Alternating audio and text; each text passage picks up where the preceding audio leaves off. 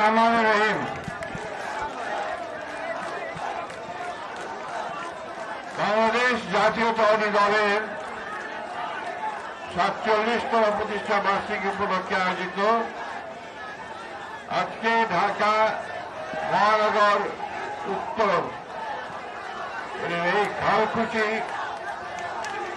খনন কর্মসূচি, খাল পরিষ্কার কর্মসূচির সম্মানিত সভাপতি, সম্মানিত সাধারণ সম্পাদক, ঢাকা উত্তরের সম্মানিত নেতৃবৃন্দ, আমাদের অঙ্গ সংগঠন সমূহের নেতৃবৃন্দ, এই কর্মসূচিতে অংশগ্রহণকারী প্রিয় ভাই ও বোনেরা, আসসালামু আলাইকুম। গতকাল আমাদের বিএনপির 47তম প্রতিষ্ঠা বার্ষিকী হয়েছে। প্রতিষ্ঠা বার্ষিকীতে বুঝি আমরা সবাই না, এই দিন বাংলাদেশের স্বাধীনতার ঘোষক, মুক্তিযুদ্ধের ঘোষক শহীদ প্রেসিডেন্ট জিয়াউর রহমান বাংলাদেশকে সত্যিকার অর্থেই একটা সমৃদ্ধশালী গণতান্ত্রিক বাংলাদেশের যে বাংলাদেশ হিসাবে তৈরি করবার জন্য একটি নতুন দল গঠন করেছিলেন। এই দলটির নামই হচ্ছে বাংলাদেশ জাতীয়তাবাদী দল, বিএনপি। তার আগে তিনি একটা ফ্রন্ট তৈরি করেছিলেন। সেই ফ্রন্টে বাংলাদেশের দেশপ্রেমিক রাজনৈতিক দলগুলো আওয়ামী লীগ ছাড়া বাকি সবাই যোগ দিয়েছিল এবং এদেরই একসাথে মতামতের ভিত্তিতে তিনি সেই নেতৃবৃন্দকে নিয়ে এবং জনগণকে সঙ্গে নিয়ে নতুন দল বাংলাদেশকে তৈরি করবার জন্য বিএনপি বা বাংলা জাতীয়তাবাদী দল গঠন করেছেন। আপনারা পুরো মানুষ অনেকে আমি দেখতে পাচ্ছি দূরে দূরে আছেন, তারা জানেন যে বিএনপি গঠন হওয়ার পরে বাংলাদেশে একটা নতুন একটা উদ্দীপনা সৃষ্টি হয়েছিল। মানুষ 1972 সাল থেকে 75 সাল পর্যন্ত আওয়ামী লীগের যে দুঃশাসন দেখেছে, যে লুটপাট দেখেছে, যে হত্যা দেখেছে, গণতন্ত্রকে হত্যা করা দেখেছে এবং সবশেষে সমস্ত রাজনৈতিক দলগুলোকে নিষিদ্ধ করে দিয়ে একটিমাত্র দল বাকশাল তৈরি করেছিল। বন্ধুগণ, সমস্ত পত্র পত্রিকা বন্ধ করে দেওয়া হয়েছিল, কোন বাক স্বাধীনতা ছিল না, কেউ কথা বলতে পারত না এবং সমস্ত মানুষের যে ন্যূনতম যে মানবিক অধিকার, সেই মানবিক অধিকারগুলো শেখ মুজিবুর রহমান কেউ দিয়েছিলেন। এই কথা আমরা ভুলিনি, ভুলতে পারি না। আমাদের নেতা, আমাদের দলের প্রতিষ্ঠাতা শহীদ প্রেসিডেন্ট জিয়াউর রহমান আমাদেরকে সেইখান থেকে মুক্তি দিয়ে একটা গণতান্ত্রিক বাংলাদেশ নির্মাণ করবার কাজ শুরু করেছিলেন। আগে ছিল মাত্র একটা দল বাকশাল, আর উনি করলেন অনেক দল, বহু দল। সব দলগুলো তাদের মতামত প্রকাশ করবে, সব মানুষ তার মতামত প্রকাশ করবে, সেই স্বাধীনতা তার থাকবে, এটাই ছিল মূল উদ্দেশ্য। তাই নয়, একদিকে যেমন তিনি এই রাজনৈতিক কাঠামো পরিবর্তন করলেন, মানুষের অধিকার ফিরিয়ে নিলেন, অন্যদিকে তিনি অর্থনীতিতে একটা বৈপ্লবিক পরিবর্তন আনলেন, কৃষিতে আনলেন একটা বিপ্লবের সূচনা। যে বাংলাদেশে 1974 সালে ভয়াবহ দুর্ভিক্ষ হয়েছিল, লক্ষ মানুষ না খেতে পেয়ে মারা গিয়েছিল আওয়ামী লীগের দুঃশাসনের কারণে, সেই বাংলাদেশে 75-76-77 সালে তিনি উদ্বৃত্ত ধান উৎপাদনের দেশে পরিণত করলেন এবং বাংলাদেশ থেকে ধান রপ্তানির ব্যবস্থা করলেন। বন্ধুগণ, প্রতিটি কলকারখানায় উৎপাদন বন্ধ হয়ে গিয়েছিল, সেই কলকারখানাগুলোকে খুলে দিয়ে 3 শিফটে কারখানা চালু করার ব্যবস্থা করলেন। তিনি গ্রাম থেকে গ্রামান্তরে পায়ে হেঁটে খাল খনন কর্মসূচি গ্রহণ করলেন। যে নদীগুলো খালগুলো মজে গিয়েছিল, এই দাঁড়াও, স্লোগান পড়া দিয়ে চলবে, সারাদিন শুধু স্লোগান দিয়ে রাজনীতি হবে না বাবা। শহীদ জিয়া করছে তা করতে হবে। কয়জন আজকে কোদাল ধরো আমি দেখব যে কয়জন আজকে এই পরিষ্কার করার জন্য নামছ দোবায়। শুধু মুখে কথা বলে চিৎকার করে স্লোগান দিয়ে তাহলে দিলে হবে না। শহীদ জিয়া যা করেছে আমাদেরকে তাই করতে হবে। আমাদের নেতা তারেক রহমান সাহেবকে আমাদেরকে করতে যা নির্দেশ দিচ্ছেন তা আমাদের করতে হবে। আমাদের নেত্রী খালেদা জিয়া আমাদেরকে যে পথ দেখিয়েছেন সেই পথে আমাদেরকে চলতে হবে, তাই না? তিনি যখন এই অর্থনীতির পরিবর্তন সূচনা করলেন, গার্মেন্টস আনলেন, পোশাক শিল্প, আপনাদের যে মিরপুর, মোহাম্মদপুর, টঙ্গী, আশুলিয়া, এই নারায়ণগঞ্জ সমস্ত এলাকাগুলোতে লক্ষ লক্ষ মহিলা কাজ করে, তাই না? কোথায় কাজ করে? গার্মেন্টস ফ্যাক্টরিতে। এরা বাংলাদেশে সবচেয়ে বেশি আয় আনে। বিদেশ থেকে ডলার, সেই ডলার নিয়ে আসে তারা। ওই ডলার দিয়ে আপনাদের উন্নয়ন হয়। আপনাদের যে সমস্ত খাওয়া আমরা উৎপাদন করি না, তেল, লবণ, এই সমস্ত জিনিসগুলো আমদানি হয়, ওখান থেকে টাকাটা দেওয়া হয়। আমাদের হাজার হাজার লক্ষ ভাই তারা বিদেশে, মিডল ইস্টে, মধ্যপ্রাচ্যে, দুবাইতে, সৌদি আরবে, ওমানে, ইরানে, ইরাকে চাকরি করে টাকা পাঠায়, তাই না? সেই টাকা দিয়ে কিন্তু আমরা বাবুগিরি করি, ঠিক না? তো এইটা জিয়াউর রহমানের অবদান। এই কাজটা করেছিলেন জিয়াউর রহমান। তিনি মানুষকে নতুন একটা স্বপ্ন দেখিয়ে কাজ শুরু করেছিলেন। ওই সময়ে শুধু দেশে নয়, বিদেশেও বাংলাদেশের মর্যাদা অনেক উপরে উঠে গিয়েছিল। বাংলাদেশকে যখন আপনার দুর্ভিক্ষে লোক মারা যেতে শুরু করলো, তখন আমেরিকার আপনার পররাষ্ট্রমন্ত্রী হেনরি কিসিঞ্জার তিনি বললেন, বাংলাদেশ একটা বটমলেস বাস্কেট, অর্থাৎ একটা তলাবিহীন ঝুড়ি। ওই ঝুড়িতে চাল একবার সব পড়ে যাবে, সব শুধু খেয়ে চলে যায়, খেয়ে চলে যায়। আর ওদের নেতা শেখ মুজিবুর রহমান তিনি নিজেই বললেন, যেদিকে টাকায় শুধু চাকার দল। মনে আছে আপনাদের? অর্থাৎ যারা দুর্নীতি করে টাকা পয়সা সব নিয়ে চলে যায়। তিনি বললেন, অনেক কম্বল আসছিল সেসব বিদেশ থেকে বাংলাদেশের জন্য, সব কম্বল আওয়ামী লীগের নেতারা চুরি করলো। তিনি বললেন, এত জনে এত কম্বল আসলো, আমার কম্বলটা কই? এই ছিল তখনকার বাংলাদেশ। বন্ধুগণ, সেইখান থেকে শেখ মুজিবুর রহমান তার দলকে তুলে ধরে একটু উপরে নিয়ে আসলেন।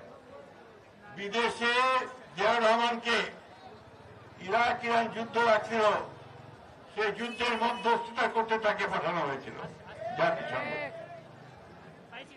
তিনি জাতিসংঘের যে নিরাপত্তা পরিষদে অস্থায়ী নির্বাচন, সেখানে জাপানের সঙ্গে প্রতিদ্বন্দ্বিতা করে নির্বাচিত হয়েছিলেন সদস্য। তাকে বাংলাদেশের বাইরে নেতারা সবাই সেলিউট করত। একটা গরিব দেশ থেকে এত সৎ, এত যোগ্য একজন নেতা উঠে আসতে তারা আর আগে কখনো দেখেনি। বন্ধুগণ, তারই উত্তরসূরি আমরা সেই বিএনপি করি। সেই বিএনপি করে যদি আমরা আওয়ামী লীগের মতো চাচার দল পরিণত হয়ে, তাহলে কি মানুষ আমাদের ভালোবাসবে? এটা মাথায় রাখবেন সবাই। ইনশাআল্লাহ বললে হবে না, কাজে দেখাতে হবে। আমরা দেখাতে চাই যে আমরা আমাদের নেতা জিয়াউর রহমান সাহেবের মতোই সৎভাবে দেশ পরিচালনা করতে জানি। আমাদের দেখাতে হবে যে আমাদের নেত্রী, তিনি 6 বছর জেল খেটেছেন, তার প্রতি নির্মম অত্যাচার নির্যাতন করা হয়েছে, তিনি কখনো মাথা নিচু করেন নাই। আপনারাও খুব কষ্ট করেছেন। 60 লক্ষ মানুষের বিরুদ্ধে মিথ্যা মামলা, 20,000 লোককে হত্যা করা হয়েছে, 1700 মানুষকে গুম করা হয়েছে, আপনাদের অনেককে বাড়ি থেকে তুলে নিয়ে যাওয়া হয়েছে, আপনাদের অনেকবার বাড়ি ঘরে আপনারা থাকতে পারতেন না। পাড়া বদল করে থাকতেন, তাই না? সেইখান থেকে আল্লাহর অশেষ রহমতে ছাত্রদের এবং আপনাদের একটা অসাধারণ একটা বিপ্লবের মধ্য দিয়ে আমরা আজকে মুক্ত হয়েছি হাসিনার হাত থেকে। হাসিনা দেশ থেকে পালাচ্ছে ঠিকই, কিন্তু শয়তানি ছাড়ে নাই। ওই ভারতে গিয়ে আবার শয়তানি শুরু করছে, তাই না? ওইখানে আওয়ামী লীগকে বড় উস্কায় দেয়, ছাত্রলীগকে উস্কায় দেয়, এই তোমরা গোলমাল করো, মিটিং করো, মিছিল করো, মারামারি করো, নেতাদেরকে মারো। তাই করেছে, নূরকে মারছে, তাই না? আমাদের আরেক নেতা লুৎফর ভাই, তাকেও মারছে। আপনারা সাবধান থাকবেন, যদি আপনাদের কারো উপর কোনো হাত পড়ে, ওই আওয়ামী লীগের সেই হাত আপনারা ভেঙে দিবেন, সেই হাত একদম ভেঙে দিবেন। একটা কথা মনে রাখবেন, এই দাঁড়ান, 2000 শিশু, ছেলে, কিশোর, মহিলাদের রক্তে আমরা এই স্বাধীনতা পেয়েছি। এইবার 24-এ, তারও আগে 1971 সালে আমরা লক্ষ লক্ষ মানুষের রক্তের বিনিময়ে স্বাধীনতা পেয়েছি। এই দেশটা কারো দামি দেওয়ায় নয়, তা আমাদের রক্তের উপর দিয়ে পাওয়া দেশ। সেই কারণেই শেষ রক্তবিন্দু দিয়ে হলেও আমরা আমাদের দেশের স্বাধীনতা রক্ষা করব, আমাদের সার্বভৌমত্ব রক্ষা করব। ওইখানে আমাদের কোনো আপোষ নাই। এখন আমরা সমস্ত রাজনৈতিক দলগুলো মিলে আমরা প্রফেসর ইউনূসকে দায়িত্ব দিয়েছি দেশ পরিচালনা করা, তাই না? প্রফেসর ইউনূস চেষ্টা করছেন দেশকে মোটামুটি ভাবে পরিচালনা করে একটা নির্বাচনের দিকে নিয়ে যাওয়ার। উনি তো আসছেন, ওনার কোনো রাজনৈতিক কিছু করার ইচ্ছা নাই, দেশকে একটা নির্বাচন যেন সুষ্ঠুভাবে দিতে পারে, সবাই মিলে সেই চেষ্টাই করছেন। তার জন্য আমরা কিছু সংস্কার দিয়েছিলাম, 31 দফা মনে আছে আপনাদের? সেই 31 দফায় যে সমস্ত দফাগুলো দেওয়া ছিল সেগুলোই আজকে নতুন করে করা হচ্ছে। আমাদের আগে একটা পার্লামেন্ট ছিল না, শুধু আপনার পার্লামেন্ট, জাতীয় সংসদ। এখন আমাদের হবে 2টা পার্লামেন্ট, অর্থাৎ নিচের হাউস একেবারে লোয়ার হাউস, মানুষের ভোটের সাথে নির্বাচিত হবে, আর একেবারে আপার হাউস, সেইখানে দেশের বরেণ্য মানুষ যারা, যোগ্য মানুষ যারা, যারা আমাদেরকে জ্ঞানে গুণে বিজ্ঞানে আমাদেরকে সহযোগিতা করতে পারবেন, সেই সমস্ত লোকগুলোকে সেখানে নিয়ে আসার চেষ্টা করা। বন্ধুগণ, আগে প্রধানমন্ত্রী আর রাষ্ট্রপতির ক্ষমতার ভারসাম্য ছিল না, সব কিছু প্রধানমন্ত্রী করে ফেলত, হাসিনাই সব ছিল, তাই না? এখন থেকে রাষ্ট্রপতি এবং প্রধানমন্ত্রীর ক্ষমতার মধ্যে ভারসাম্য তৈরি করা হবে। আমরা স্বাস্থ্য ব্যবস্থাকে পরিবর্তন করব, আমরা শিক্ষা ব্যবস্থাকে পরিবর্তন করব, আমরা বিচার বিভাগকে সম্পূর্ণ স্বাধীন করে দেব।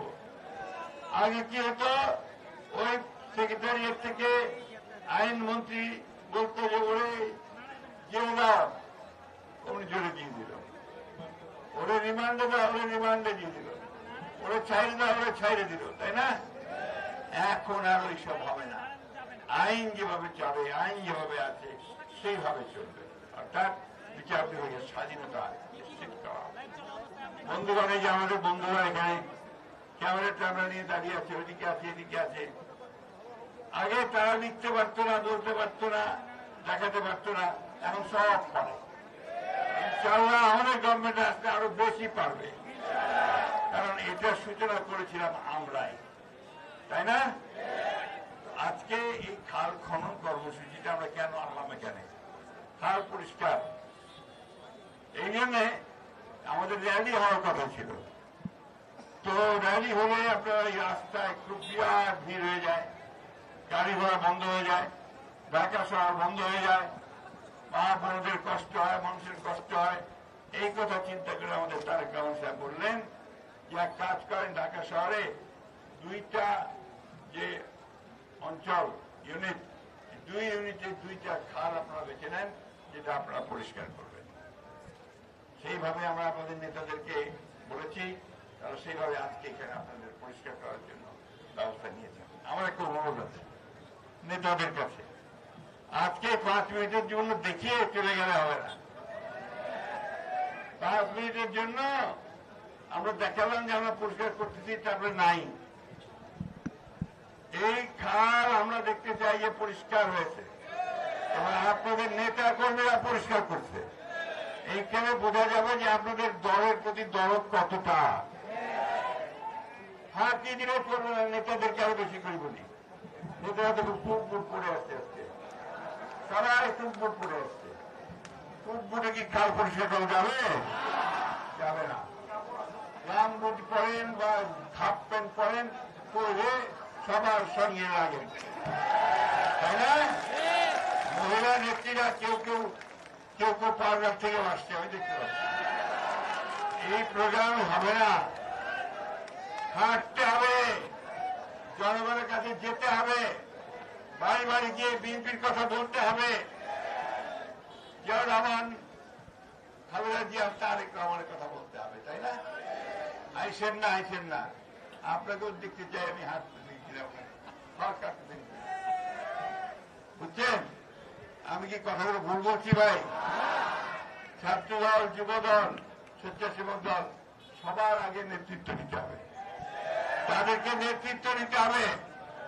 আরেকটা কথা আপনাদেরকে বলে রাখি, কোন গোলযোগ কোথাও পাওয়া যাবে না। বিশেষ করে নির্বাচনগুলো হচ্ছে ছাত্র সংগঠনের, ছাত্র বিশ্ববিদ্যালয়গুলো, সেখানে যেন আমরা কোনো গোলযোগ সৃষ্টি না করি। কোথাও যেন এই বদনাম না আসে যে বিএনপি বড়। আপনার বড় দল, আপনাদের দায়িত্ব অনেক, তাই না? ইতিমধ্যে তো দায়িত্ব এসেই পড়ছে আপনাদের কাছে।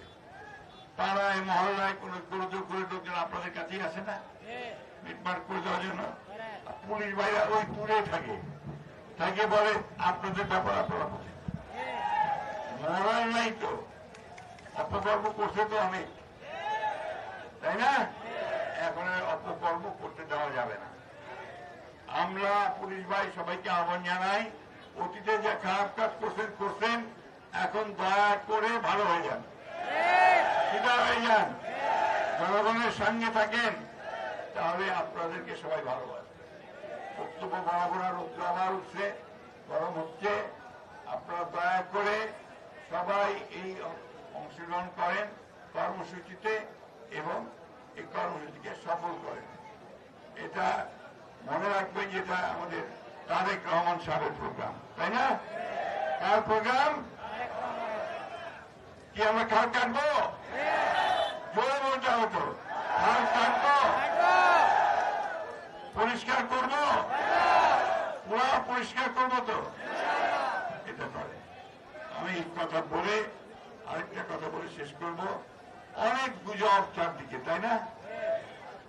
গুজবে কান দেবেন না, কারণ গুজবই আমাদের মধ্যে বিভ্রান্তি সৃষ্টি করার জন্য আওয়ামী লীগ ওই ভারতবর্ষ থেকে সোশ্যাল মিডিয়ার মাধ্যমে সমানে গুজব ছড়াচ্ছে।